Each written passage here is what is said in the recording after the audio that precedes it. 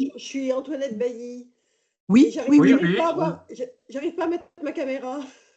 Il faut que je désinstalle pour réinstaller, donc je vais rester anonyme. Ok, mais votre nom apparaît, oui. Oui, Béa. Oui, oui, on vous entend et on voit on vous a bien avec c'est nous. parfait parce que moi je vous entends très bien. Bonjour à tous. Bonjour. Eh ben, j'ai pas eu de demande pour partager l'écran, donc je sais pas trop comment faire. Bah là, j'essaye, mais ça ne marche pas.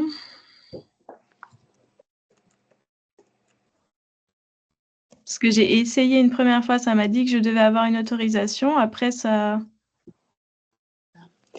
Mais sinon, vous pouvez m'envoyer par mail la présentation et moi, je la mets... C'est pas très pratique parce que... Oui, oui. À chaque fois, il faudrait que je vous dise quand est-ce qu'il faut... Bon, attendez, je sors et je reviens et je vous l'envoie quand même par email.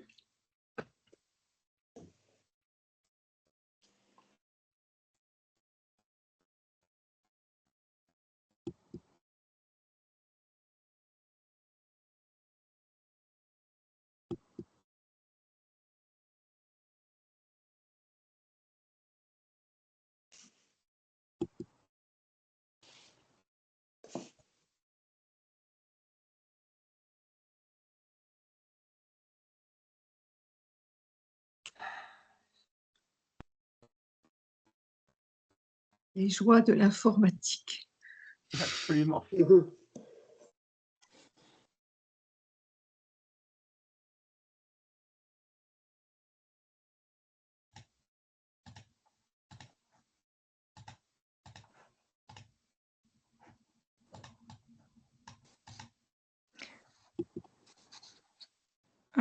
C'est pas tout simplement l'icône partagée à côté de quitter?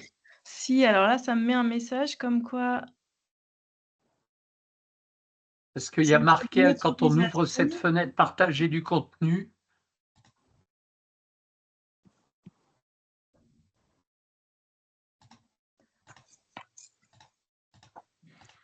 En fait, c'est ça. On aurait dû commencer par ça.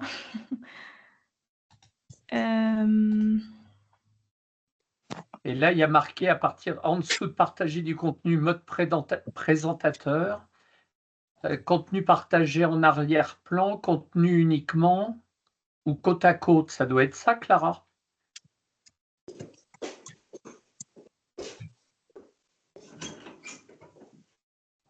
Ah, attendez.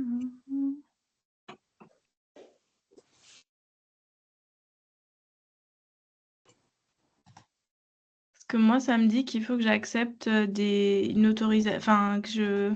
Je pense que je vais arrêter, puis je vais le mettre avec le téléphone parce que c'est mauvaise qualité avec le... Là, je suis en 3G.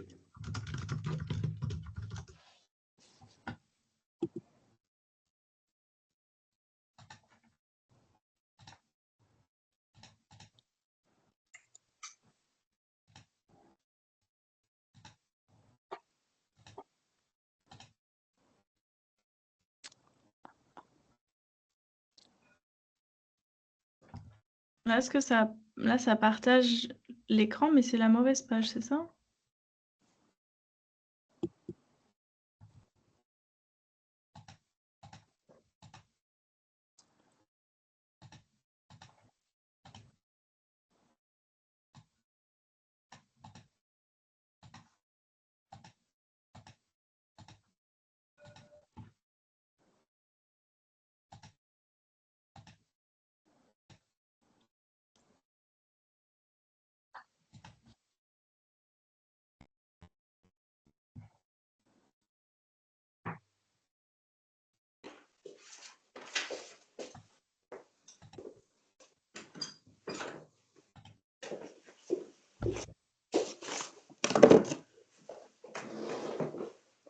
Donc, vous avez rien qui s'affiche, Clara?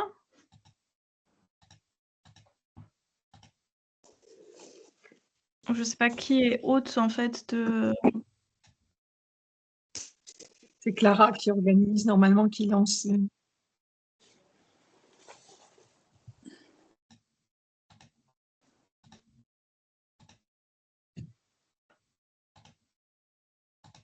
Clara, tu nous entends? Je vais essayer d'appeler Armel, Béa, pour... Là, ça me dit que ça a partagé une fenêtre, mais c'est pas la bonne fenêtre, mais de toute façon, ça ne marche pas visiblement.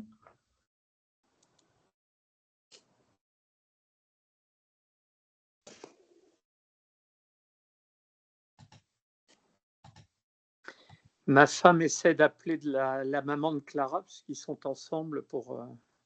Parce que là, elle ne répond pas. Elle ne parle, on ne l'entend pas.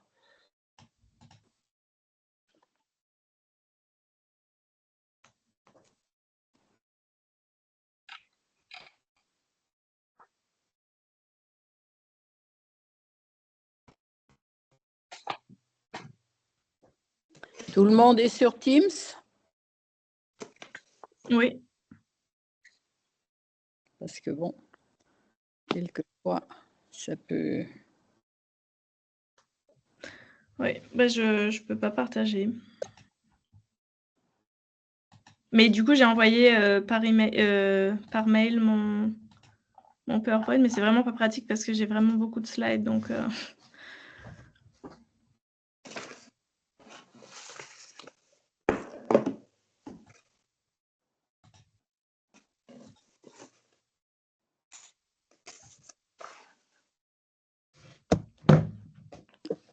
Est-ce que vous m'entendez là? Oui. Oui. Bon, je vais partager quand même là le PowerPoint. Hop, partager l'écran avec l'audio. Tu l'as reçu, là, par courriel? Il est bien arrivé? Oui, là, c'est bon, vous voyez? Non.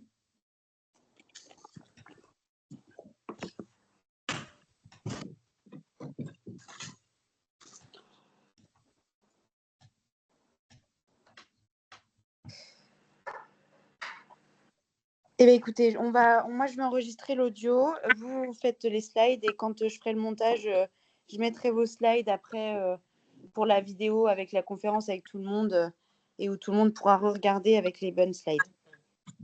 Parce que là, on ne peut pas Oui, faire mais autrement. c'était comme...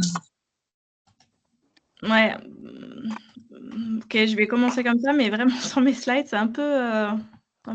Bah, si vous pouvez regarder, parce qu'en fait, en gros, je pense qu'il faut que l'hôte active. Moi, ça me dit que c'est à cause de l'enregistrement. Donc, peut-être chercher au niveau de l'enregistrement. Je vais commencer quand même, hein, mais si vous pouvez peut-être regarder entre-temps, il faut voir au Mais niveau sauf de qu'en fait, moi, l'enregistrement. j'ai accepté le partage de la part de tout le monde, donc je peux rien faire de plus, en fait. Ouais, mais du coup, même vous, le partage, ça marche pas. Hein. C'est bizarre. Ok, bon, je vais commencer comme ça. C'est un peu dommage. Voilà, je vous présente quand même, je vous présente quand même 5 minutes. Une toute petite présentation, si je me trompe, vous m'arrêtez. Voilà, d'abord, merci beaucoup d'avoir accepté de nous faire cette intervention et cette présentation. Donc, vous l'avez dit, vous êtes à la fois historienne et documentaliste au mémorial de, vous faites de la recherche au mémorial de Buchenwald.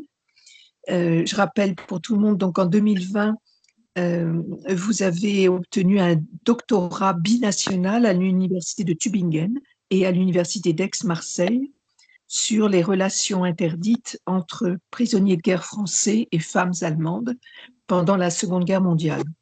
Et ce travail a reçu un prix, le prix de thèse Michael Werner en 2021 du Centre interdisciplinaire d'études et de recherche sur l'Allemagne. Et votre thèse a été publiée en 2024 aux éditions de la Maison des sciences de l'homme. Et plusieurs d'entre nous, nous avons déjà eu le plaisir de vous écouter à Paris à l'automne dernier pour la présentation de ce livre. Voilà. Je rappelle simplement que sur le site donc, du mémorial de Buchenwald, vos axes de recherche sont notés comme histoire du national-socialisme, histoire du travail forcé, notamment des prisonniers de guerre, histoire de l'intime, du sentiment et de la sexualité. Voilà, nous allons vous écouter avec plaisir aujourd'hui et votre livre que j'ai feuilleté nous apprend beaucoup à la fois sur la marge de manœuvre dont disposaient les prisonniers de guerre français pendant leur captivité en Allemagne, du moins dans les stalags. Il nous permet aussi d'appréhender le quotidien d'une société en guerre et surtout, il s'agit, dans ce que vous avez écrit, d'une page peu connue de l'histoire franco-allemande. Merci encore de votre intervention. Nous vous écoutons. Merci à vous, merci pour la présentation et merci de m'avoir invité pour présenter mes travaux de recherche. Donc, les travaux, comme vous l'avez dit, tirés de ma thèse soutenue en novembre 2020, qui montre donc un aspect particulier de la captivité des prisonniers de guerre français, qui est celui des relations entretenues avec des femmes allemandes.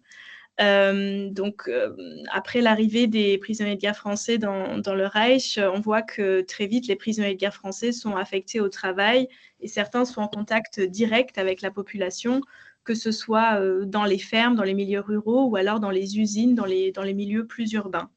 Donc, je fais de l'audio-description de mes images. Donc, à l'écran, je voulais vous montrer une première photo où on voit Paola, une femme allemande originaire de Schwarzach dans le bas de Württemberg, et Marc, un prisonnier de guerre français originaire de l'Isère, affecté à son exploitation agricole. Donc on les voit tous les deux sur la photo, souriants, sur un tas de décombres dans la ferme de Paola, donc en train de travailler. Paola gérait seule cette ferme après avoir perdu son mari en 1939, et ces photos, donc il y en a plusieurs, il y a vraiment une série de photos.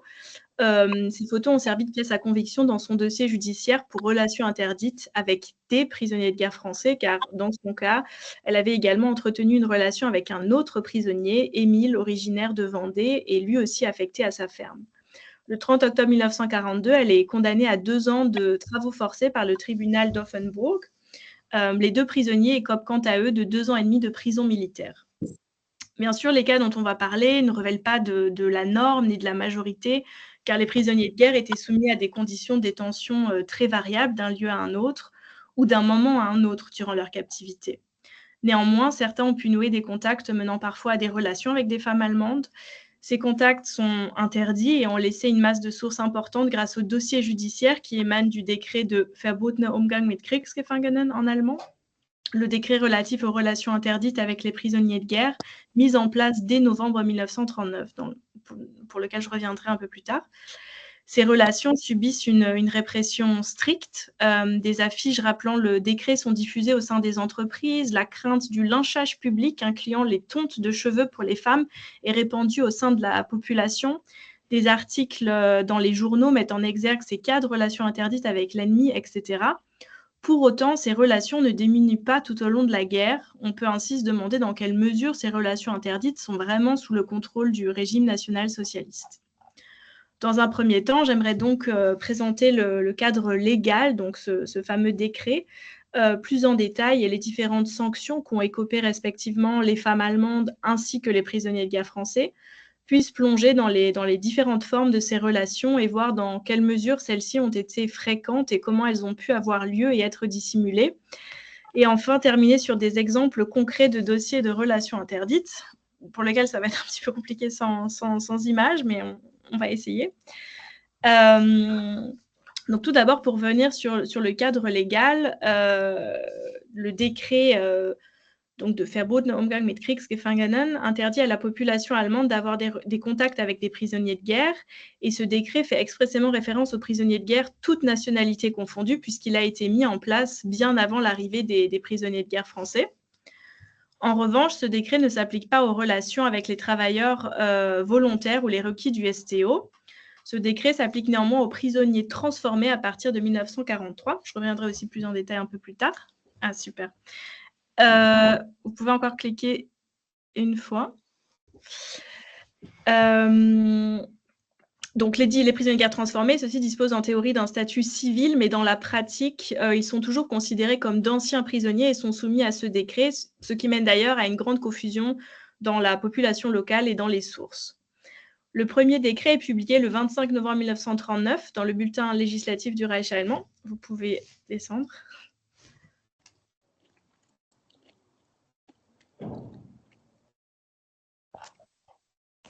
Voilà, donc ça c'est la traduction en allemand. Quiconque transgresse volontairement une des directives édictées relatives au décret concernant les contacts avec les prisonniers de guerre ou entre d'une quelconque manière en contact avec un prisonnier qui blesserait le sentiment sain du peuple sera sanctionné par de la prison et dans les cas les plus graves par des travaux forcés. Ce premier décret indique que tout contact entre prisonniers de guerre et la population allemande qui entraverait donc le bon sens populaire allemand, qui est un terme assez difficile à traduire et qui revient vraiment dans toutes les sources qui concerne l'idéologie nazie, est interdit. Il y a ensuite un second décret qui est rajouté le 11 mai 1940. Tant qu'un contact avec un prisonnier de guerre n'est pas rendu nécessaire par l'exercice d'un service, d'une obligation professionnelle ou imposée par une relation de travail, alors tout contact avec un prisonnier de guerre et toute relation avec lui est interdit. Donc celui-ci vient nuancer l'interdiction stricte de tout contact avec un prisonnier de guerre, car ceux-ci sont amenés à travailler avec la population locale et sont contraints d'avoir des rapports, tout au moins dans le cadre du travail. Donc tout contact qui dépasserait ce cadre est à proscrire. On voit bien ici l'évolution de la législation qui s'adapte aux situations réelles et aux besoins de la guerre. Vous pouvez descendre dans le PowerPoint. Les prisonniers de guerre, en revanche, eux, dépendent de la Wehrmacht et ne sont donc pas soumis à la justice civile. Donc, ils ne peuvent pas être condamnés pour le délit de relation interdite avec un prisonnier de guerre à proprement dit. Lors de relations avec une femme allemande, ils sont condamnés pour désobéissance, donc Ungehorsam en allemand, l'article 92 du Code pénal de guerre. Les ordonnances tout au long de la guerre vont réglementer plus en détail les relations entre les prisonniers de guerre et la population. Une ordonnance du 10 janvier 1940 de l'Oberkommando der Wehrmacht, le commando suprême des forces armées allemandes, rappelle l'interdiction stricte faite aux prisonniers de guerre de s'approcher des femmes et des jeunes filles allemandes tout particulièrement. Bien que le décret s'applique à toute la population allemande, donc aussi les hommes allemands, les autorités redoutent particulièrement les contacts avec les femmes allemandes. Vous pouvez descendre. Quels sont alors les types de sanctions prévues? Cette citation, une tartine, 1 an de prison, un baiser, 2 ans de prison, un rapport sexuel, la guillotine, aurait été prononcée par le président du Landgericht de Cologne en lien avec un procès pour relations interdites dont il jugea la sanction trop clémente. Pourtant, les résultats de mes recherches montrent des sanctions bien différentes. Vous pouvez descendre de 2 slides.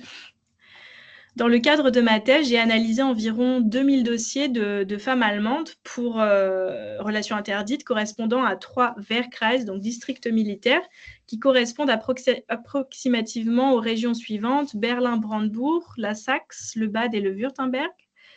Et les sanctions pour les femmes sont réparties comme suit. Vous pouvez descendre avec le tableau.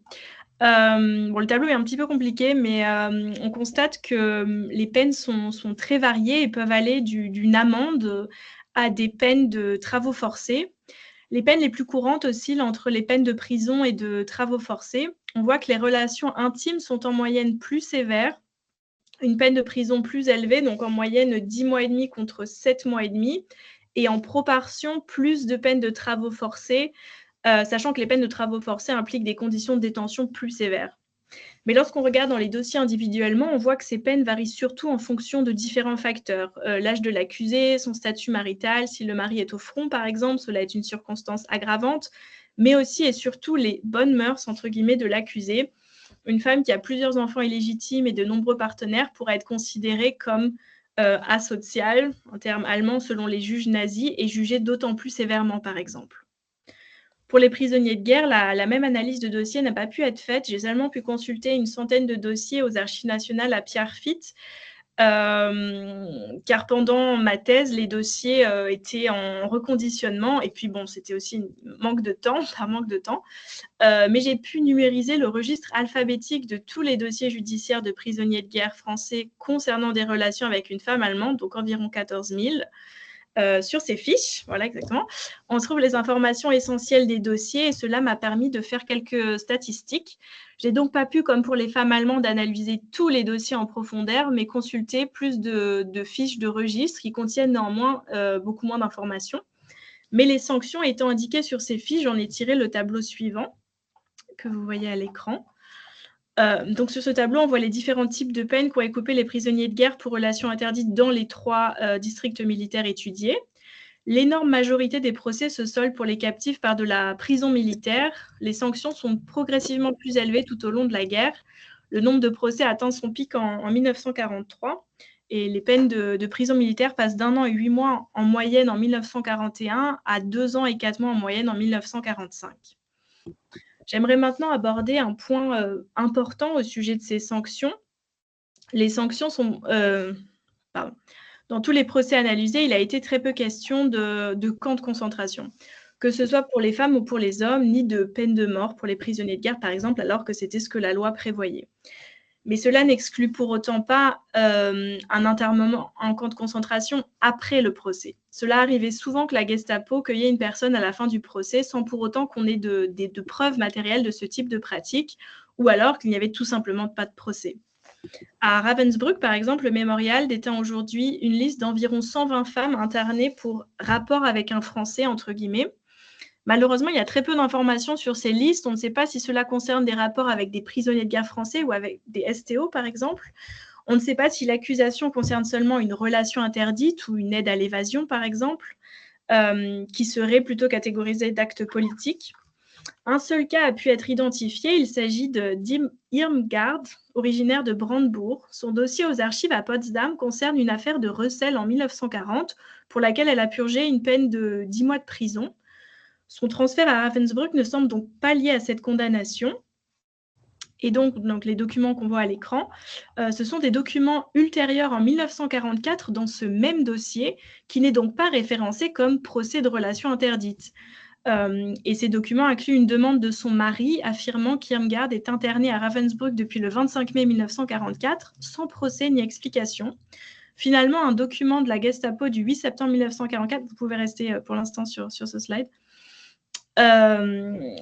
révèle qu'elle est détenue depuis le 29 mars 1944 à cause d'une relation avec un prisonnier de guerre français transformé et qu'il n'y a pas eu de jugement et qu'aucun recours n'est possible. Le dossier prend fin avec ce document et il n'est pas possible de connaître l'issue de la trajectoire d'Irmgard. Son parcours échappe donc à la voie de la justice et montre que ce n'est certainement pas le seul cas. Enfin, au-delà des mesures judiciaires et des incarcérations en établissement pénitentiaire, voire en camp de concentration, certaines femmes ont fait les frais d'autres formes de répression orchestrées par la population ou par le régime nazi. Le phénomène des tontes de cheveux des femmes allemandes ou de lynchage public devant la foule en fait partie. Vous pouvez descendre, s'il vous plaît. Cette photo en est un exemple parmi d'autres. Et vous pouvez descendre encore un slide en dessous. Elsa, femme d'agriculteur dans un petit village en Saxe, a une relation avec un prisonnier de guerre français et a été, comme d'autres femmes, enfermée dans cette cage située sur la plage du marché à Oschatz, cage qui existe toujours d'ailleurs, donc on voit sur la photo de droite, à cause d'une relation interdite avec un étranger. Vous pouvez descendre encore, s'il vous plaît. Du côté des prisonniers de guerre français, on sait que de nombreux d'entre eux ont été internés dans la prison militaire de Graudenz aux conditions de détention souvent associées à celles des camps de concentration. J'ai aussi trouvé une correspondance entre un avocat du service diplomatique des prisonniers de guerre au sujet de la défense d'un prisonnier de guerre transformé qui a été ballotté de prison en camp de concentration. Il a d'abord été à Görlitz, puis à Grossrosen, ensuite il a été à Buchenwald, ensuite il a atterri dans le camp satellite de Buchenwald, Leipzig-Tekla, et ensuite il a été transféré dans le camp satellite de Mülsen St. Michel, c'est dans un camp satellite du camp de Flossenbürg. Donc il a été pendant 1 an avant cette défense de l'avocat pour une relation avec une femme allemande, donc il a été ballotté dans tous ces camps, et il a finalement été libéré du camp satellite de Flossenbürg à la demande de l'Office de la Sûreté du Reich et retourne au Stalag 8A.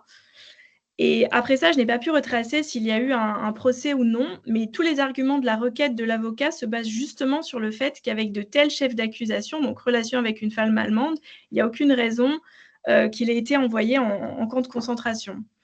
Et tout cela montre que la répression a pu être beaucoup plus rude pour certains cas dont les sources nous échappent finalement. Il y a peu de témoignages de prisonniers de guerre relatant un enfermement à Graudenz ou en camp de concentration pour une relation interdite, car il a été difficile après la guerre de parler de ce type de relation. Vous pouvez descendre. Ah voilà, c'était encore un document et encore... J'ai fait beaucoup de petits zooms. Ça, c'était le document sur le qui indiquait la relation avec une femme allemande. Mais tout ça aussi, c'est pour vous dire que tous ces documents, on les trouve un petit peu par hasard. Et donc, c'est des choses que, dans le cadre de ma thèse, qui ont pu échapper à cette analyse de dossier pour relations interdites. Si vous pouvez remonter encore un slide, s'il vous plaît. Voilà. Le journaliste Jean-Pierre Vittori remarque en 1982 que on n'aime pas beaucoup parler d'éventuels rapports sexuels ou même flirt en Allemagne parce qu'on imagine détruire ainsi le côté souffrance quotidienne, malbouffe et usure physique. Pourtant, des relations ont eu lieu et selon le registre, il y aurait eu au moins environ 14 000 cas. Et cela relève donc seulement des relations qui ont été découvertes et pour lesquelles une plainte a été déposée, comme on l'a vu. Le cas des relations interdites représente dans le registre 66% des délits commis par les prisonniers de guerre français en Allemagne. À titre d'exemple également, le témoignage de l'avocat Stéphane Delattre est également pertinent. Il est lui-même prisonnier de guerre et il a défendu les prisonniers de guerre français au sein du district militaire 5, donc le Bade-et-le-Württemberg. Et il publie ses mémoires en 1991 et consacre sa dernière partie au cas de relations interdites. Il prend le soin de minimiser ces cas-là et les remet en perspective avec le nombre de prisonniers de guerre français présents en totalité sur le Reich. Néanmoins, sur les plus de 250 affaires plaidées entre 1942 et avril 1945, 87% concernent les relations interdites. Si vous pouvez descendre, s'il vous plaît. Par ailleurs, une source d'époque très utile, qui a été très utile dans ma recherche, est une enquête menée par Otto Thierack, qui est le ministre de la Justice du Reich. Il ordonne en personne au président des cours d'appel provinciales et aux procureurs généraux de recenser tous les cas de relations interdites entre le 1er janvier et le 30 septembre 1942. Si vous pouvez descendre encore. Le ministre est donc en quête d'informations à ce sujet à transmettre jusqu'au 15 novembre 1942 sous la forme d'un rapport comprenant des statistiques relatives à tous les procès instruits pour relations interdites. Les cas de relations sexuelles et ou les cas impliquant des jeunes filles sont à mentionner explicitement, ainsi que les différents types de peines et leur durée. Le résultat de l'enquête délivrée par chaque juridiction des cours provinciales est précieux car elle donne une vision d'ensemble pour tout le Reich à l'échelle locale en s'appuyant sur des statistiques, mais aussi sur des rapports rédigés détaillant plus ou moins longuement le phénomène. Ce qu'il en ressort, et pour la plupart des régions de l'enquête, donc pas seulement les régions étudiées dans le cadre de ma thèse, il ressort qu'une majorité des échanges ont lieu avec des prisonniers de guerre français. Les rapports, comme j'ai dit, sont plus ou moins détaillés et les statistiques ne sont pas toujours précises. En revanche, à titre d'exemple, pour la juridiction de la Cour provinciale de Dresde, donc qui correspond à la Saxe, les rapports délivrent des statistiques précises pour lesquelles 78% de procès pour relations interdites concernent des rapports avec des prisonniers de guerre français. Après, on peut se demander comment ces relations étaient-elles possibles dans la pratique finalement. Comme évoqué dans l'introduction, j'ai évoqué rapidement les conditions de captivité des prisonniers de guerre qui étaient très variables. Et dans les cas que j'ai pu étudier, on fait le constat que les prisonniers arrivent plus ou moins facilement à être en contact avec la population, majoritairement au travail, mais aussi en dehors du travail. Vous pouvez descendre, s'il vous plaît. Et encore une fois, c'est un zoom. Dès octobre 1941, il y a un assouplissement de la surveillance qui entre en vigueur et qui permet officiellement à tous les prisonniers de guerre français de se déplacer sans surveillance militaire allemande pour se rendre sur leur lieu de travail. Notons que ce document stipule clairement que cet assouplissement ne s'étend en aucun cas aux prisonniers de guerre d'autres nationalités. Cela permet donc aux prisonniers de guerre français d'échapper au moins sur le trajet du travail à la surveillance et montre surtout que les autorités accordent aux prisonniers de guerre français en particulier une forme de laxisme.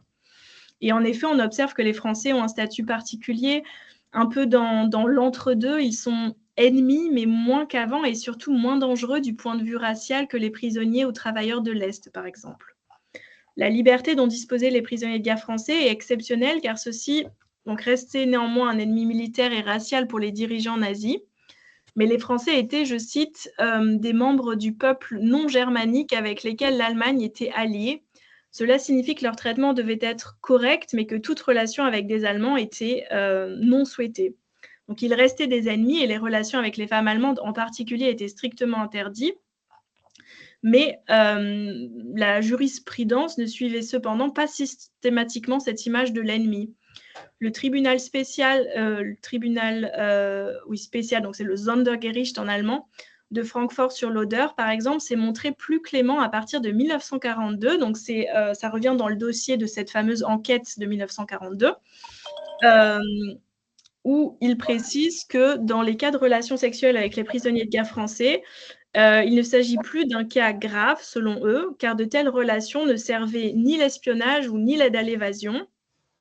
Et certains juges ne présentaient les Français plus comme des ennemis, mais comme des alliés qui devaient collaborer avec l'Allemagne de la Nouvelle Europe.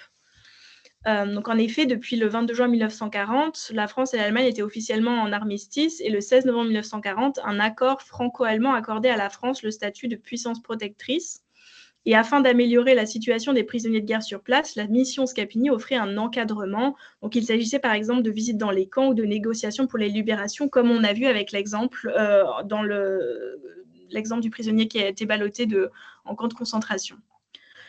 De plus, les relations avec les travailleurs civils français n'étaient pas interdites légalement, donc je l'ai déjà dit.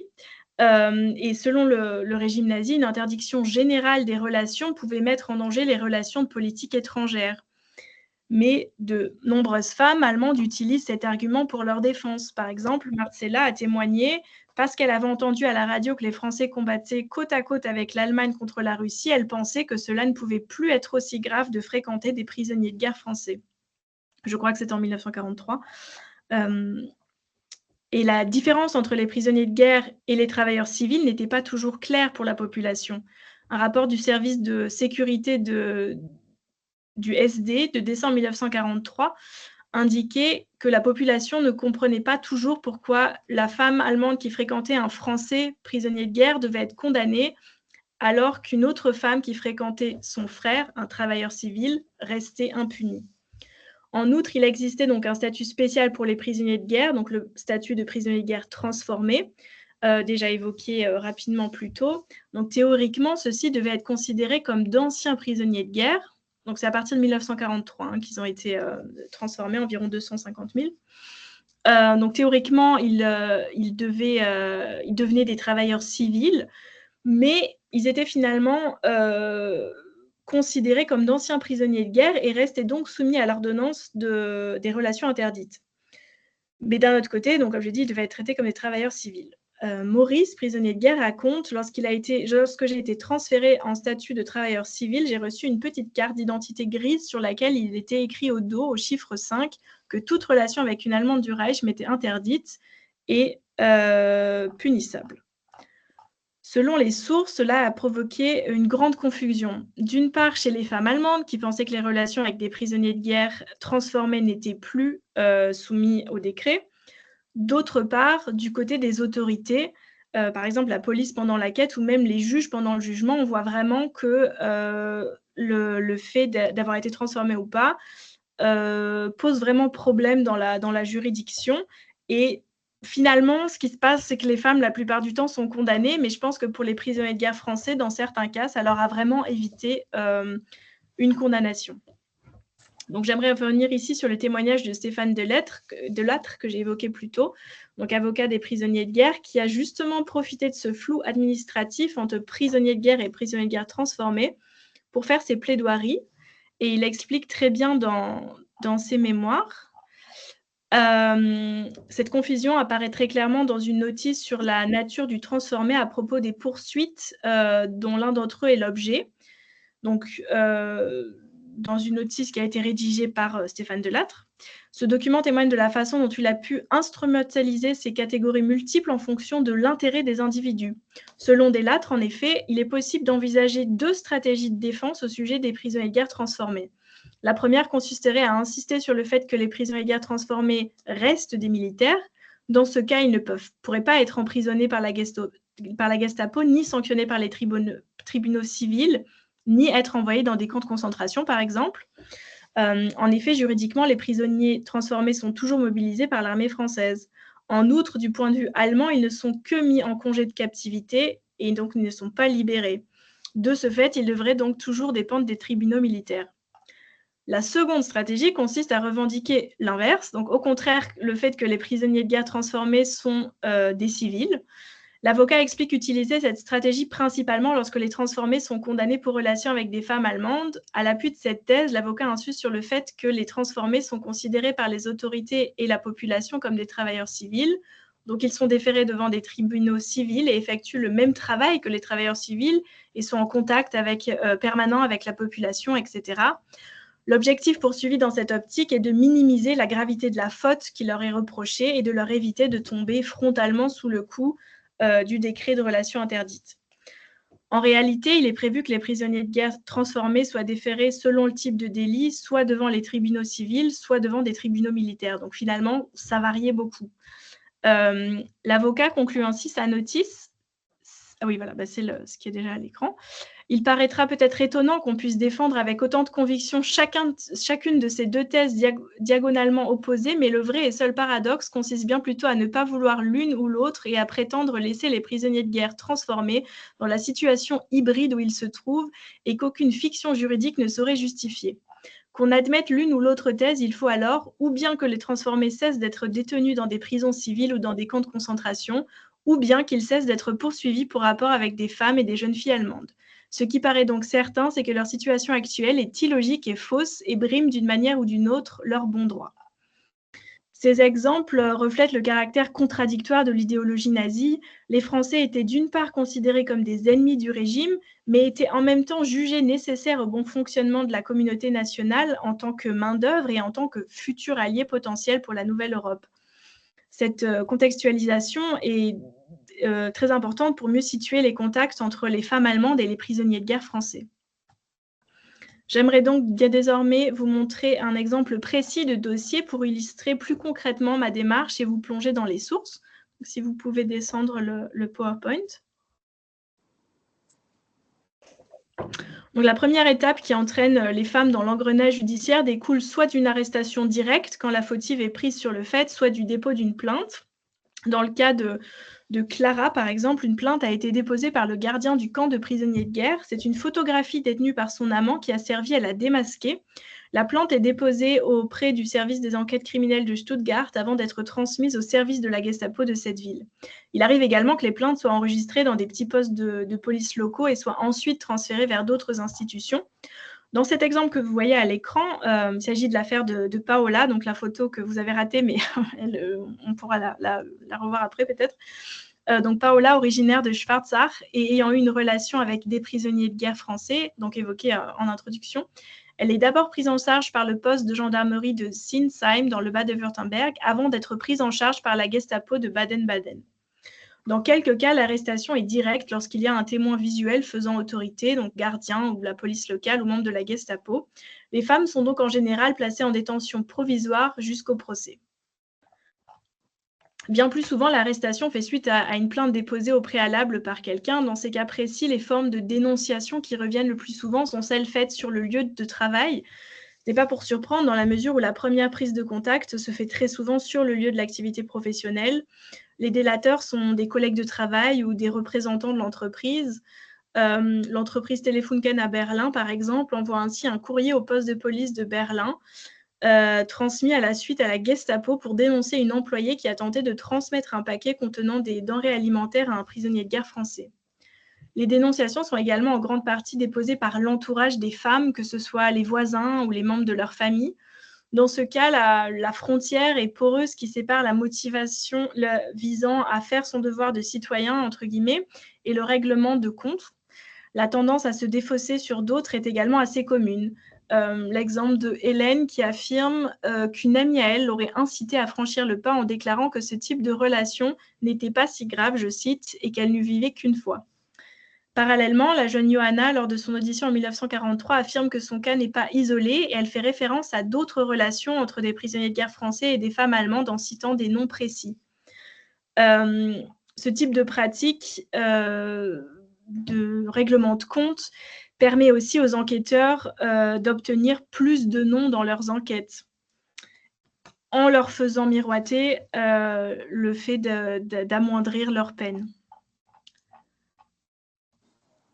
Ensuite, dans les dossiers, il y a la comparution. Donc, dans les dossiers qui sont le plus complets possible, ce n'est pas toujours le cas, il y a la comparution des témoins, qui est une étape importante du déroulement du procès. Cette phase constitue également une des recommandations faites par les juges nazis. Afin de pouvoir juger au mieux les différentes affaires, les juges doivent scrupuleusement analyser toutes les causes, tous les liens et toutes les conséquences de l'action. Les quelques dossiers complets dont nous disposons éclairent les différents témoignages recueillis, celui de la femme accusée, le témoin visuel ou la personne qui a dénoncé la relation, l'entourage parfois, les collègues de travail, complété parfois par la déposition du prisonnier de guerre lui-même, ce qui est parfois vraiment une très bonne entrée quand je n'ai pas forcément le dossier du prisonnier de guerre. Les acteurs qui comparaissent sont donc divers, d'autant plus lorsque l'accusation repose sur un témoin visuel qui n'est pas une figure de l'autorité. Lorsque au moins l'un des deux avoue, donc entre la femme allemande et le prisonnier de guerre, l'enquête est en général plus courte et il est toujours très intéressant d'avoir la déposition de la femme accusée car ses aveux peuvent être comparés avec le jugement écrit à la fin, pardon. Néanmoins, ces aveux figurent rarement dans les procès. Donc, voilà, ça c'était le document que je voulais vous montrer. Lorsque déposition il y a, elle commence toujours par une présentation plus ou moins longue du parcours de vie de la personne concernée. Vous pouvez rester sur le slide d'avant. Donc là, en fait, au début, bon, on ne voit pas forcément très bien à l'écran, mais au début, voilà, c'est une présentation de la personne concernée, lieu de naissance, identité des parents, lieu où l'accusé a grandi, etc. Cette partie est importante car elle permet au juge, indépendamment de l'acte d'accusation, de catégoriser la personne, d'avoir une idée globale de sa moralité, notion à laquelle l'idéologie nazie attache beaucoup de crédit. Ensuite, il y a le procès verbal des autorités judiciaires qui résume ce qui a été dit. Parfois, lorsque la femme nie ou lorsqu'il y a des éléments contradictoires dans le dossier, l'accusé est entendu plusieurs fois. Et c'est souvent lors de cette deuxième ou troisième audition que les inculpés finissent par avouer ou ajouter des éléments nouveaux. Évidemment, il faut tenir compte du cadre du recueil de ces témoignages pratiqués par la police, la Gestapo ou les magistrats nazis, et où la pratique de la pression psychologique, voire torture physique, n'est pas exclue et a sûrement, dans certains cas, poussé les femmes à avouer des choses qu'elles n'auraient pas forcément commises. À l'issue du procès, il y a le jugement qui est transcrit. Là, vous pouvez changer de slide. Ce document est conservé dans les archives et une copie est envoyée aux différentes institutions, parties prenantes de la procédure. Et vous pouvez descendre le slide, s'il vous plaît. Il comporte les informations pratiques sur le procès, donc le type de cours qu'il a instruit, le lieu, l'identité de la personne accusée, les juges présents, le type et la durée de la peine, ainsi qu'un résumé de l'acte en question, ce qui a été pour moi vraiment la base de l'analyse statistique des dossiers. Donc là, à l'écran, on voit le procès de Paola, qui a en l'occurrence été condamnée à 2 ans de travaux forcés au Landgericht d'Offenbourg le 30 octobre 1942.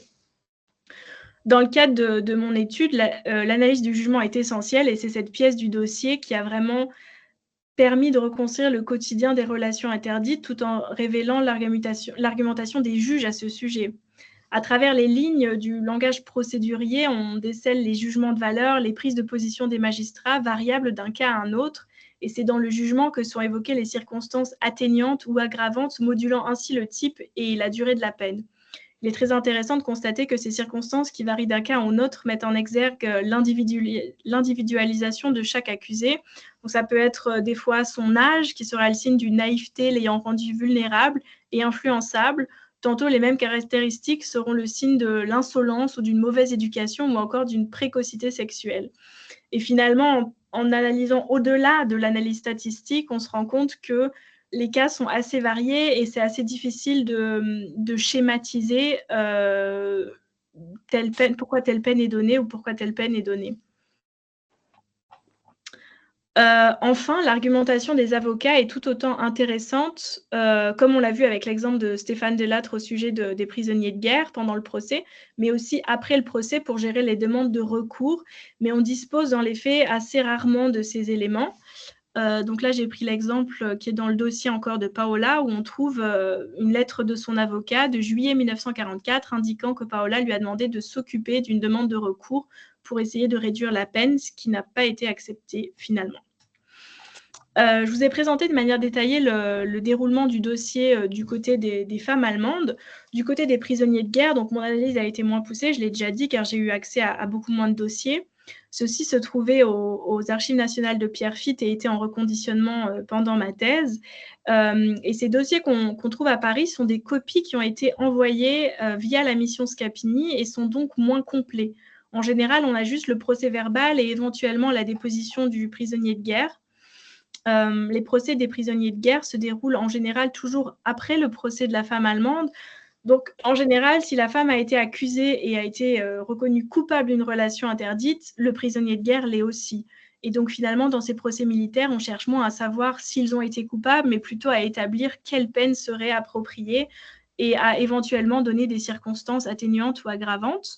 Je voulais vous montrer quand même rapidement l'exemple du dossier de Marc, donc l'un des 2 prisonniers de guerre qui a été condamné à cause d'une relation avec Paola.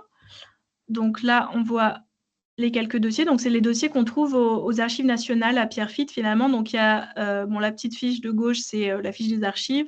Ensuite, au milieu, c'est un document de Auswärtiges Amt, donc qui a fait le lien entre la France et l'Allemagne. À droite, vous voyez le début du dossier, donc du jugement allemand. Et là, si vous pouvez descendre de slide. Voilà, ça, c'est le jugement, enfin le procès-verbal du jugement. Voilà. Et ça, c'est le document de l'avocat. Voilà, et là, on est déjà dans l'autre partie. Donc, j'arrive bientôt lentement à la fin. Ensuite, donc, dans un second niveau d'analyse, ces dossiers livrent des détails sur les histoires et les conditions de rencontre entre les prisonniers de guerre français et les femmes allemandes, puisque jusqu'à présent, je vous ai surtout parlé des sanctions et de la constitution des dossiers. Donc dans ces dossiers, ce qu'on constate, par exemple, c'est que le premier contact s'effectue en grande majorité sur le lieu de travail, mais les rencontres régulières et les échanges d'intimité sont plus variés, que ce soit directement sur le lieu de travail, mais aussi le soir ou les dimanches dans les espaces extérieurs. À la campagne, bien sûr, comme le cas de Paola et Marc, où la surveillance est moindre, les contacts sont plus faciles, mais en ville ou dans les usines, cela n'empêche pas tellement les contacts. Certaines rencontres ont également lieu directement dans le logement des femmes allemandes, ce qui laisse certes plus de discrétion pour l'intimité, mais engage de plus gros risques si le prisonnier de guerre est repéré. Donc à l'écran, vous voyez un rapport du NSDAP à Berlin en 1944 qui aboutit au constat suivant. L'accusé ci-dessus, nommé, entretient des relations intimes avec un prisonnier de guerre français. Ce prisonnier de guerre est logé dans une école à Berlin-Steglitz avec 150 autres prisonniers de guerre français et a expliqué que presque tous ses camarades entretiennent des relations avec des femmes allemandes et que beaucoup d'entre eux restent souvent plusieurs jours chez ces femmes. Lui-même allait chez Madame L presque tous les jours entre 17h et 18h. Donc cela nous donne 2 éléments, donc que le prisonnier de guerre reste chez une femme allemande plusieurs jours sans être repéré, mais aussi que c'est un phénomène qui n'est pas isolé et qui concerne de nombreux prisonniers de guerre. Enfin, dans de rares cas, vous pouvez changer de slide s'il vous plaît, certaines rencontres ont même lieu directement dans les camps des prisonniers. C'est le cas d'une jeune femme, Clara, que j'ai évoquée à un moment donné plus tôt dans mon exposé, qui a été retrouvée par un gardien directement dans un camp de prisonniers. Après avoir rencontré le prisonnier de guerre Jean au travail, ils entament une relation amoureuse à l'automne 1942 et sont arrêtés en septembre 1944. Donc, c'est-à-dire que pendant 2 ans, ils vont mener leur relation en partie directement au camp de prisonniers de guerre qui se trouve dans la même ville. Dans sa déposition, Jean avoue avoir tout d'abord dit qu'il habitait seul afin que la jeune femme lui rende visite. En réalité, il habite avec 12 autres camarades, complices, qui ont préservé leur secret. Ils arrivent ainsi à mener une vie amoureuse clandestine dans le camp. Cela reste un exemple très rare, mais qui a malgré tout eu lieu et qui montre vraiment aussi probablement le laxisme des gardiens à cet égard. Donc pas seulement des camarades, mais aussi des gardiens du camp. J'aimerais désormais aborder la dernière partie de mon intervention. Donc ces dossiers, a priori si procéduriers, permettent d'obtenir en réalité une masse d'informations concrètes qui éclairent le quotidien des femmes allemandes et des prisonniers de guerre français. Les interrogatoires sont de la sphère privée en révélant plusieurs aspects. Donc d'un côté, ils nous donnent des informations sur l'intimité et la sexualité des actrices et des acteurs, et de l'autre, ils montrent la brutalité et le degré d'immixtion voyeuriste des autorités policières et judiciaires représentées par des hommes dans le domaine de la sexualité féminine. L'historienne Gabriela Aur, qui a travaillé sur les relations interdites en Autriche, a qualifié les dossiers de relations interdites de documents de l'humiliation. En effet, les juges traquent tous les détails intimes, fréquence des rapports, lieu des rapports ou encore position adoptée lors de l'acte sexuel. Le rapport à la sexualité joue un rôle particulier au temps du nazisme entre répression pour les mauvais éléments, entre guillemets, pour lesquels le régime nazi oblige à réaliser des avortements de force ou des stérilisations forcées, par exemple, et encouragement quand elle sert les objectifs du régime nazi, avec des couples qui rentrent dans les critères idéologiques et raciaux de la Volksgemeinschaft, donc la communauté du peuple race. Si les femmes s'engageant dans les relations interdites avec un prisonnier de guerre portent atteinte au célèbre sentiment sain du peuple, donc je l'ai un petit peu évoqué aussi plus tôt car il apparaît dans le décret de relations interdites, c'est en effet parce qu'elles remettent en cause une double morale qui leur est imposée, être garante de la pureté de la race et aussi être de bonnes mères et épouses qui ne trahissent pas les soldats allemands au front. D'ailleurs, la sexualité de ces derniers n'échappe pas non plus à l'injonction de l'encouragement de la reproduction aryenne, mais elle découle de la fonction sexuelle masculine liée à la virilité et au corps combattant et ne se limite pas forcément qu'aux relations légitimes au sein du mariage, par exemple. En tentant de réguler les rapports entre étrangers et population allemande, le décret de relations interdites constitue donc un instrument visant à s'assurer le contrôle du corps des femmes au bénéfice de la communauté. Ici, les dossiers pour relations interdites relèvent d'un usage transgressif de la sexualité menaçant cette communauté. D'une procédure pour infraction aux relations interdites proprement dites, on passe à une autre forme de procès intenté aux femmes, à la fois pour ce qu'elles ont fait, mais aussi pour ce qu'elles sont. Les détails très précis présents dans les dossiers entrent certes en jeu pour déterminer la sanction en conséquence. Néanmoins, ce qui semble bien davantage préoccuper les juges lorsqu'ils s'intéressent à ces détails précis concerne le degré de moralité des femmes accusées et leur rapport à la sexualité. Dans les procès des prisonniers de guerre français, à l'inverse, la sexualité n'est évoquée dans les procès-verbaux qu'en creux pour déceler des indices sur les femmes allemandes ou pour déterminer si la relation est liée à un acte politique comme une aide à l'évasion, par exemple. Mais la sexualité du prisonnier de guerre français en soi n'intéresse pas les juges. Dans le dossier de Johanna, on peut lire ainsi la mention suivante. Au total, l'accusé a eu des rapports sexuels avec Roger une vingtaine de fois à l'usine et environ 13 fois dans l'appartement. Les mentions vingtaine de fois et 13 fois sont soulignées en rouge dans le jugement. Johanna a été condamnée en décembre 1942 au Landgericht de Leipzig à plus de 2 ans de travaux forcés pour avoir eu une relation interdite pendant plus d'1 an avec Roger, un prisonnier de guerre français qui travaillait dans la même usine qu'elle, en Saxe. Et plusieurs tabous sont révélés dans ce dossier judiciaire, au-delà des rapports sexuels avec un prisonnier de guerre français, et qui sont jugés comme nombreux. Ils ont lieu dans le lit conjugal, et cette mention est également soulignée en rouge. Enfin, Johanna a eu recours à 2 reprises à un avortement. Sa sanction est donc une sanction cumulée pour la relation interdite, mais aussi pour avoir pratiqué des avortements, qui étaient, comme on l'a vu, strictement interdits pour certaines femmes, comme pour Johanna, et pour d'autres réalisés de force. Cela révélant toute l'ambiguïté autour de la sexualité sous le nazisme. Je conclurai sur un autre point. Si les relations sont restées longtemps tabous, la vérité éclate souvent des années après lorsque les enfants nés de ces unions découvrent leurs origines. Je n'ai pas le temps d'approfondir cet aspect aujourd'hui, mais cela a été évidemment un point important dans mes recherches de thèse. Il est très difficile de comptabiliser ces enfants car leur identité a très souvent été dissimulée. Dans mon corpus, j'ai pu comptabiliser 145 enfants nés de prisonniers de guerre français et 72 cas de grossesse, avortement ou fausse couche. Cela reste évidemment une estimation très basse puisqu'un début de grossesse pouvait être dissimulé lors du procès, par exemple. Et il y a finalement assez peu d'informations sur ces enfants dans les dossiers judiciaires. Donc, pour compléter ce corpus, il a donc fallu faire appel à d'autres types de sources, notamment des témoignages oraux avec des enfants de la guerre. Il existe des associations depuis 2005 et 2006, Cœurs sans frontières et l'ANEC, que vous connaissez peut-être, sur lesquelles Fabrice Virgili est revenu dans son livre Notre ennemi notamment. Ces associations réunissent des enfants de la guerre franco-allemand, que ce soit enfants nés de soldats allemands et femmes françaises, ou de prisonniers de guerre, ou de STO et femmes allemandes, ou encore de soldats de l'occupation française juste après la guerre. J'ai eu l'occasion de réaliser quelques interviews avec des enfants de la guerre et également avec 2 de leurs mères qui ont donc elles-mêmes vécu une relation avec un prisonnier de guerre français. Ces interviews ont vraiment enrichi le corpus grâce à d'autres types de sources qui apportent des éléments absents des sources judiciaires. Donc un petit peu un autre regard, un autre point de vue. Et dans le cadre d'une exposition itinérante allemande Trotzdem da, inaugurée en décembre dernier sur les relations interdites entre Allemands et travailleurs étrangers, toutes nationalités confondues, j'ai également pu retrouver 3 familles françaises l'année dernière d'enfants nés en Allemagne qui recherchaient leur père français.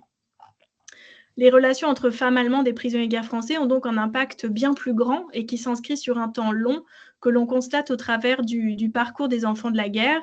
Ce que j'ai voulu montrer, c'est donc un aspect de la captivité peut-être plus délicat, plus sensible à exprimer, celui des relations et d'une partie de l'intimité des prisonniers de guerre français, qui pourtant fait partie intégrante de la vie de ces hommes durant parfois 5 ans de captivité. Les dossiers judiciaires, aussi bien ceux des femmes allemandes que ceux des prisonniers de guerre français, nous plongent à la fois dans le système judiciaire national socialiste, mais aussi dans les détails du quotidien de ces femmes et de ces hommes. Il n'y a aucun doute que ces relations ont particulièrement dérangé les autorités. Donc, on l'a vu avec cette enquête de 1942 commandée par Otto Thierack. Ces relations préoccupent les autorités car elles mettent en danger la Volksgemeinschaft, donc la communauté du peuple, et la sécurité militaire du Reich, et aussi les mœurs, puisque ces relations mettent en scène la sexualité des femmes allemandes.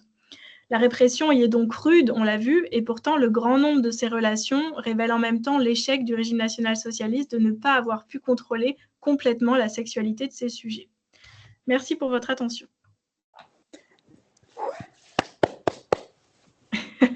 Merci. Merci. Merci à vous, oui. Merci beaucoup, merci. Et je suis à peu près dans les temps. Tout à fait, oui.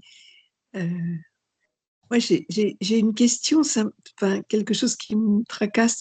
Quels étaient les droits des femmes avant la guerre en Allemagne? Enfin, quels étaient par exemple, là, on a parlé de de la façon de vouloir contrôler la sexualité des femmes par le régime nazi. Qu'est-ce qui se passait avant la guerre en Allemagne? Est-ce qu'elles avaient une grande liberté? Est-ce que le divorce était autorisé? Est-ce que l'avortement existait? Comment c'était en Allemagne avant la guerre? Alors, vous me posez quand même une question assez difficile à répondre comme ça rapidement, mais je pense que c'est ce que j'ai essayé de dire en tout cas dans la partie par rapport à la sexualité nazie, parce que quand je parle de la sexualité nazie qui est aussi entre encouragement et répression, ça part dès 1933. Enfin, je veux dire, Oui. ça commence pas pendant la guerre. Et je pense que, alors j'ai plus exactement les dates, l'avortement, il me semble que c'est 1938, qu'il y a eu des modifications, etc. Mais j'ai plus les dates en tête exactes.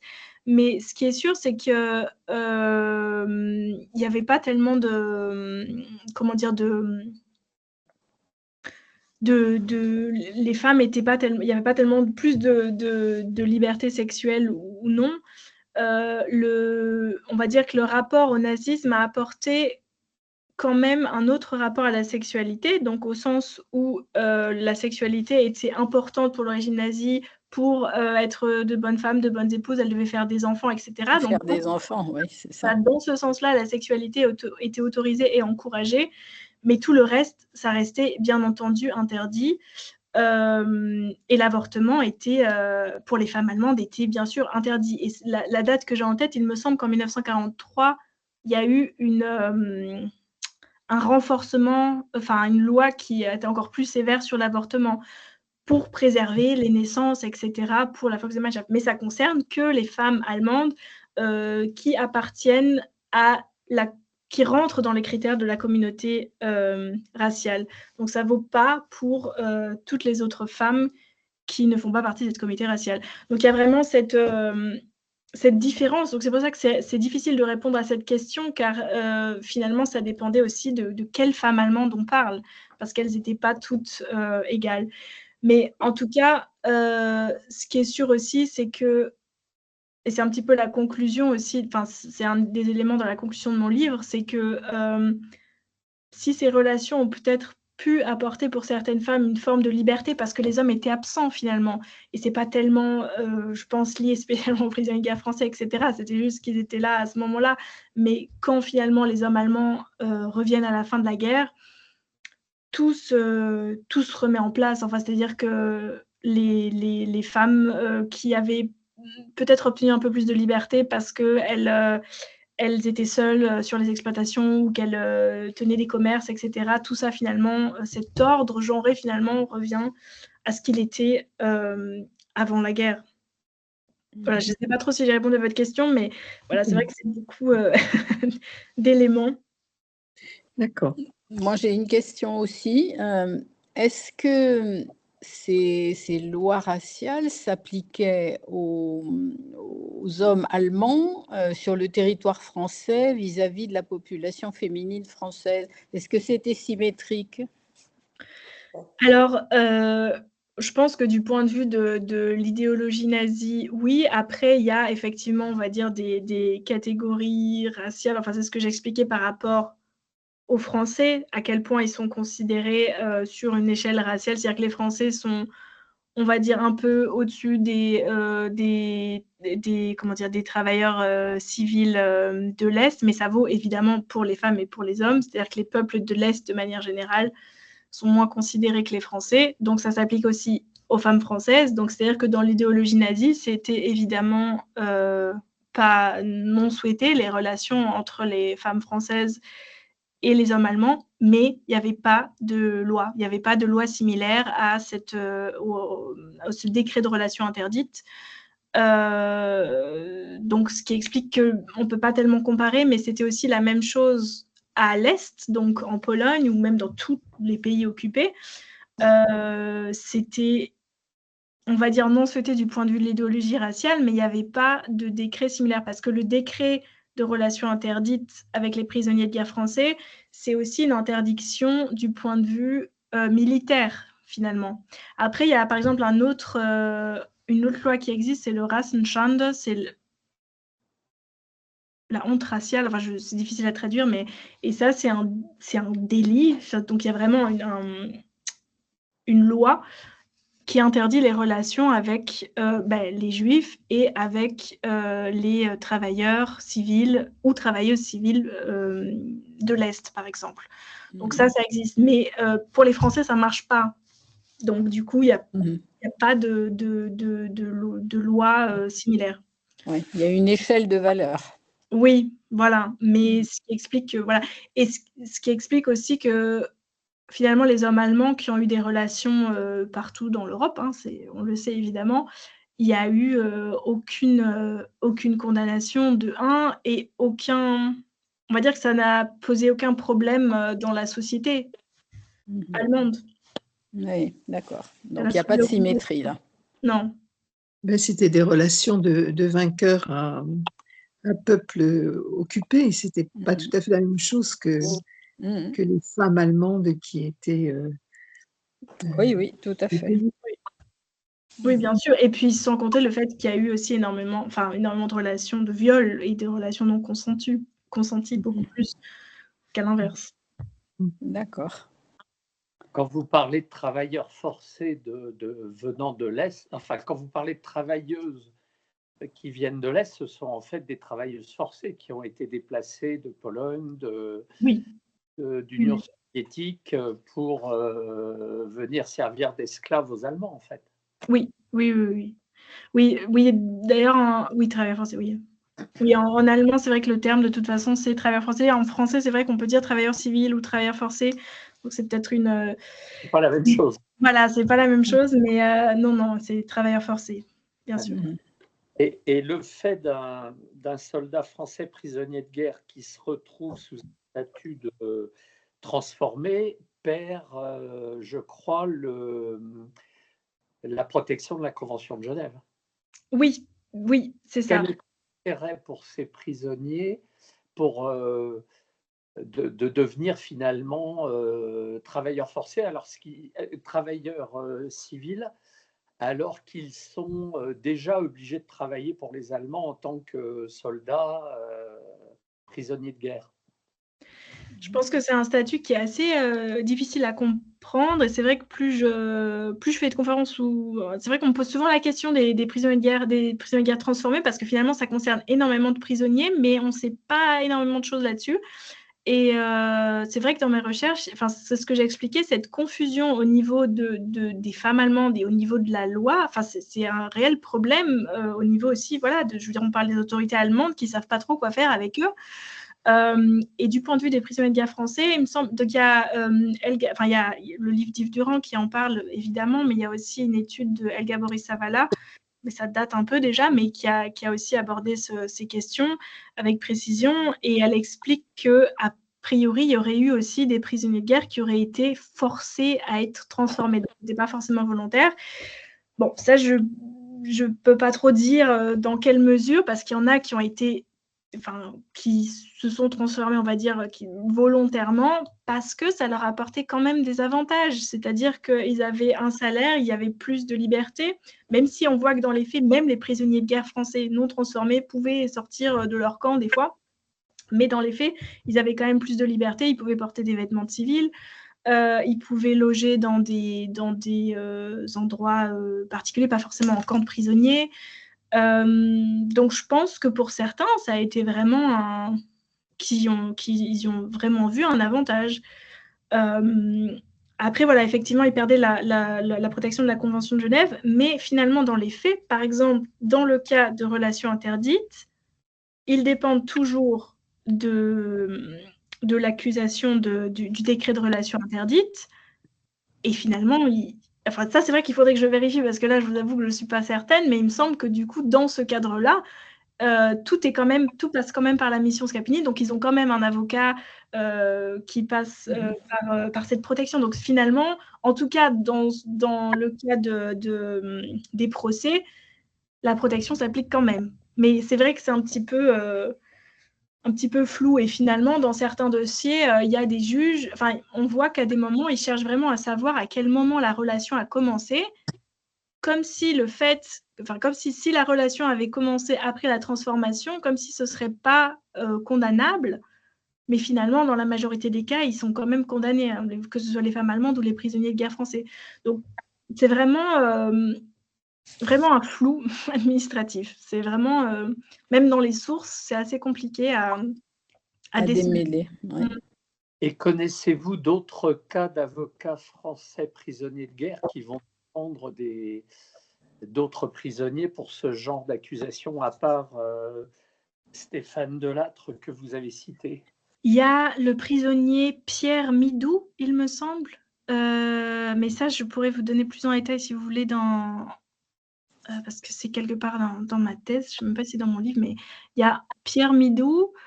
Mais je ne sais plus si c'est le Stalag aussi 5, donc le bas de Furtenberg, mais il me semble. Après, ce qui est intéressant pour Stéphane Delattre, c'est parce qu'il a publié ses mémoires, donc on en apprend beaucoup plus. Et puis parce qu'il y a aussi des documents aux archives. Il y a un fonds, il me semble, de lui qui a été récemment inventarisé par Lucille Chartin.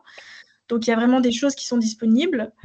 Voilà. Et après, il y a quand même quelques noms d'avocats, parce que je ne sais pas ce qui vous intéresse derrière cette question, mais il y a aussi des noms d'avocats, sinon d'avocats allemands d'office, on va dire. Il y a certains avocats qui reviennent assez régulièrement pour les prisonniers de guerre français. Et qui osent défendre les Français devant le régime nazi. Oui, mais après, là, j'avoue aussi que je ne sais pas s'ils sont enfin, je pense que c'est des avocats d'office, donc ils sont ordonnés. Enfin bon, je ne pense pas qu'ils fassent ça non plus volontairement, mais oui. D'ailleurs, le cas de ce que j'ai montré de l'avocat du dossier de Marc, donc qui a une relation avec Paola, c'est un avocat allemand qui le défend. Donc oui, ça arrivait aussi. Mais c'est vrai que voilà, après, on n'a pas toujours tous les documents, etc., à reconstituer. Mais pour Pierre Midou, je ne sais plus si c'est parce que je l'ai vu plusieurs fois sur les fiches ou parce que j'en ai entendu parler, mais il faudrait que je retrouve le...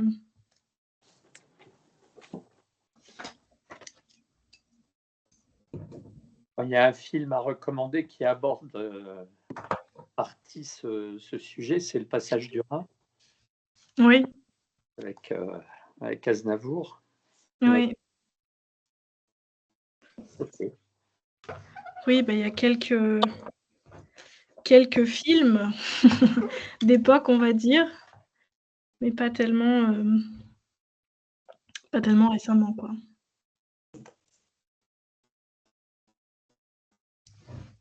Ok. J'aurais une question. Est-ce que vous savez s'il y a des statistiques sur des femmes allemandes qui ont connu des prisonniers pendant cette période et qui, après la libération, les ont rejoints en France, par exemple? Non.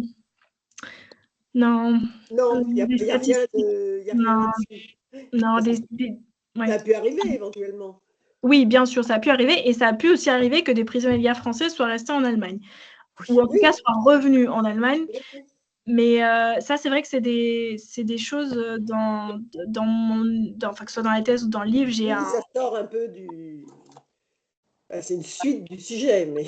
Voilà, oui, voilà, c'est ça. C'est-à-dire que dans la conclusion de mon livre, on va dire que j'aborde un petit peu la question de l'après-guerre, mais c'est des choses sur lesquelles, seulement dans les dossiers, des procès judiciaires, donc ça s'arrête à la fin de la guerre, quoi. Oui, bien sûr. Des éléments qu'on ne peut pas avoir avec ces sources-là, mais alors soit dans la littérature, par exemple Fabrice Fegili ou Evelyn Game, elle en parle aussi dans son livre. Il y a quelques cas, voilà, qui sont connus de couples qui sont restés ensemble. Et dans le cadre de cette exposition qui a été organisée donc l'année dernière, on a rencontré aussi une femme qui est née d'un prisonnier de guerre français et d'une femme allemande dans le nord de l'Allemagne.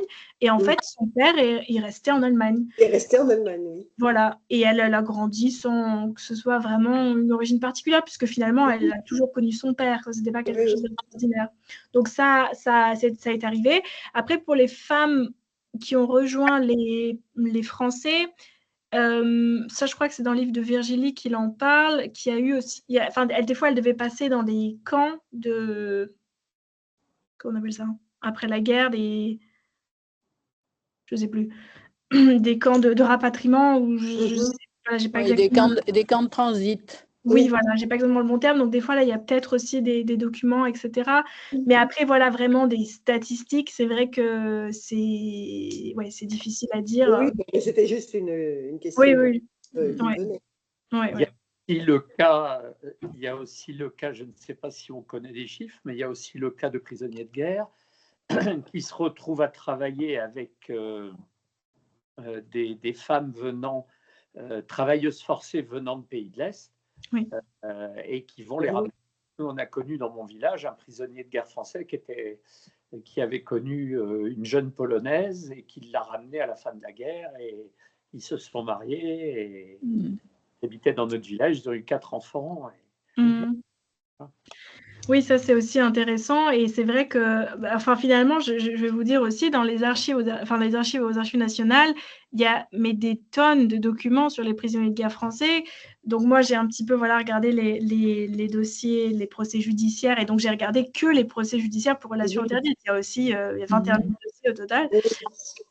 Et donc, il y a vraiment des choses très intéressantes encore qui restent à faire. Et donc, j'étais tombée sur les demandes de mariage, s'il y avait eu des demandes de mariage de prisonniers de guerre français en Allemagne, parce que je voulais savoir si c'était possible d'épouser une Allemande, parce que dans certains dossiers, ça revenait comme une possibilité, quoi. Donc, je m'étais intéressée à cette question. Et finalement, dans ces documents, il y avait des tonnes de demandes, parce qu'avec les femmes allemandes, c'était évidemment pas possible, mais il y avait des tonnes de demandes de mariage avec des travailleuses forcées de l'Est, donc polonaises, ukrainiennes, russes.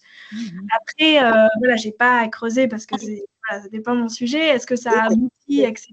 pendant la guerre? Je pense que oui, mais je pense qu'il y a surtout eu les cas peut-être de ramener après sa partenaire en France. Mais en tout cas, oui, il y en a eu une tonne. Il y a aussi l'ouvrage dont j'ai oublié le nom, mais le roman de cette histoire entre un prisonnier de guerre français et Kavanagh. Voilà, j'ai plus le nom de l'ouvrage, mais en tout cas, de sa relation avec une femme travailleuse forcée de l'Est. Donc ça, voilà, c'est aussi d'autres histoires, mais il y en a eu aussi, évidemment. Et là, je pense, oui, ça n'intéressait pas du tout les autorités. Ce que faisaient les prisonniers de guerre français avec les travailleuses de l'Est.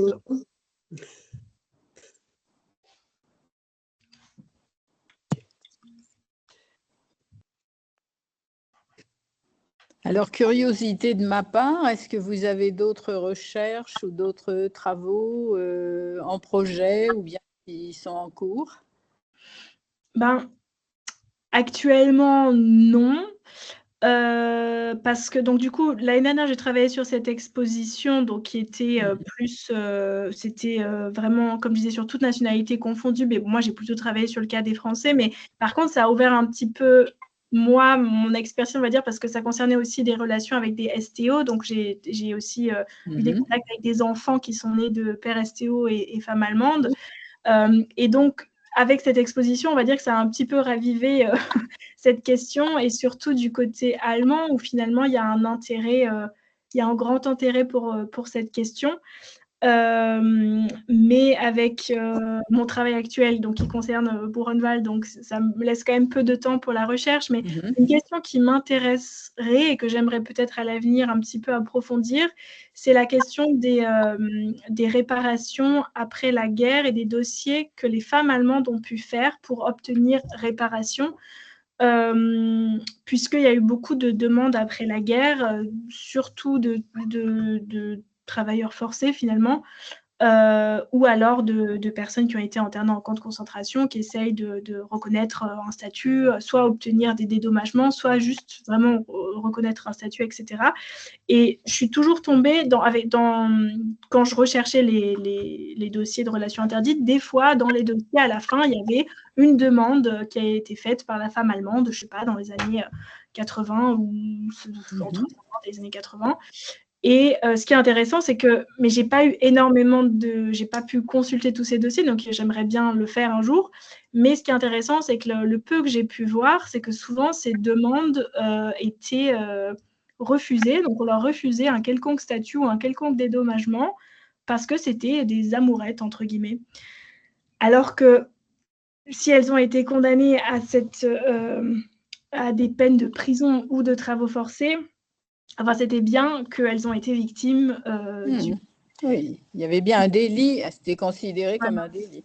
Ouais. Mais juste après la guerre, c'était vraiment considéré comme... Et je pense qu'il devait... Enfin, c'est pour ça que ça serait vraiment quelque chose qui m'intéresserait de pousser un petit peu, parce que je pense que finalement, même dans les années 60-70, une femme qui dit oui, j'ai une relation avec un travailleur forcé, etc., je pense que si les autorités voulaient pas aussi faire de dédommagement, c'était parce qu'une femme qui avait une relation parfois extramaritale n'était somme toute peut-être pas très, comment dire, n'avait pas de très bonnes mœurs, etc. Et je pense que tout ça est lié, parce que finalement, dans ces relations extramaritales où c'est mère-fille, c'est aussi ça qui est jugé et pas seulement la relation avec le Français, et ça, que ce soit avant, pendant ou après la guerre finalement.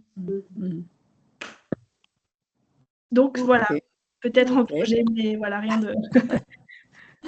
de concret. Et après, sinon, peut-être une autre chose, mais là encore, c'est pas très concret, mais c'est aussi ce rapport avec les enfants nés de ces relations et peut-être les petits-enfants, etc. Parce qu'en fait, il y a eu vraiment un peu un regain, on va dire, de recherche avec tous les tests ADN, etc., qu'on peut faire en ligne. Et c'est pour ça qu'on voit, c'est pas tellement les enfants nés de ces relations, mais même les petits-enfants ou les arrière-petits-enfants qui, voilà, ils voient qu'ils ont des origines en France, ou voilà, qui creusent un petit peu dans leur recherche. Et j'ai beaucoup de petits-enfants ou d'arrière-petits-enfants qui me contactent parce qu'ils ont trouvé des photos ou des documents, etc., et qui sont intéressés. Et ça, ce serait intéressant aussi de voir un petit peu cette transgénérationnelle, cette recherche qui peut intéresser, qui intéresse jusqu'aux petits-enfants, quoi. Et ce que ça fait. Y compris avec des tests ADN? Oui. Qui sont autorisés en Allemagne, mais pas en France? Oui. Oui, bah, enfin, c'est pas autorisé en France, mais il y en a quand même beaucoup qui font les tests, comment dire, sur ces sites-là, MyHeritage, etc. Ça fonctionne quand même, mais oui, c'est un problème, effectivement. Ok. Il y a un roman de Sylvain Prudhomme là-dessus, L'enfant dans le taxi. Oui. Qui aborde ce sujet. Ok. Oui, c'est très intéressant.